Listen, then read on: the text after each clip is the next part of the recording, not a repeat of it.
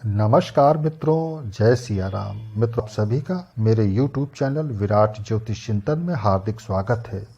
मित्रों, आज के इस वीडियो का मैंने विषय थोड़ा बदल दिया है। प्रतिदिन ज्योतिष की बात होती थी, लेकिन आज के इस वीडियो में हम चर्चा करेंगे एक प्रेरक प्रसंग की।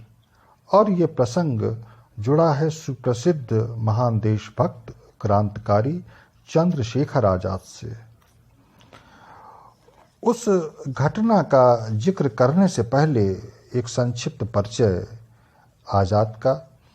23 जुलाई 1906 को जन्मे महान देशभक्त और निर्भय क्रांतिकारी चंद्रशेखर आज़ाद किसी परिचय के मोहताज नहीं हैं। इनका वास्तविक नाम था चंद्रशेखर सीताराम तिवारी।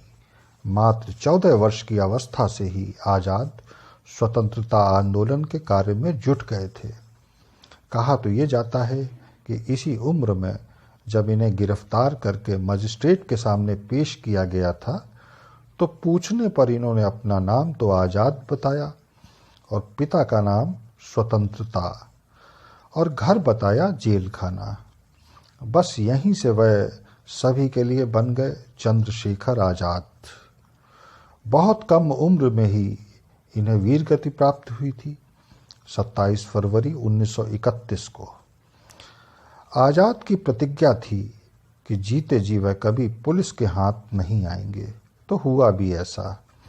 अल्फ्रेड पार्क इलाहाबाद में पुलिस के साथ मुठभेड़ में उन्होंने अंतिम बची गोली खुद को ही मार ली और प्रभु के धाम जा पहुंचे। जब भारत आज़ाद हुआ तो बाद में उस अल्फ्रेड पार्क का नाम बदलकर रख दिया गया चंद्रशेखर आज़ाद पार्क।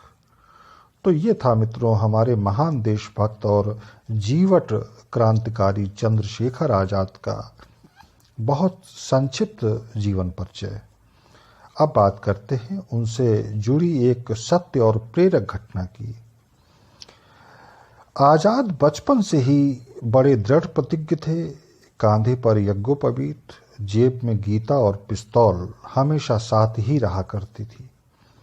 बड़े ही कट्टर आस्तिक, सदाचारी, ब्रह्मचारी, संयमी और अपनी इंद्रियों को वश में रखने वाले थे। वे व्यभिचारियों को बहुत घृणा की दृष्टि से देखा करते थे। दृढ़ प्रतिज्ञ और संयमी आज़ाद कहा करते थे कि स्त्री से दूर रहने में ही देशभक्त का कल्याण है, और वे जीवन भर कंचन और कामनी से दूर रहे।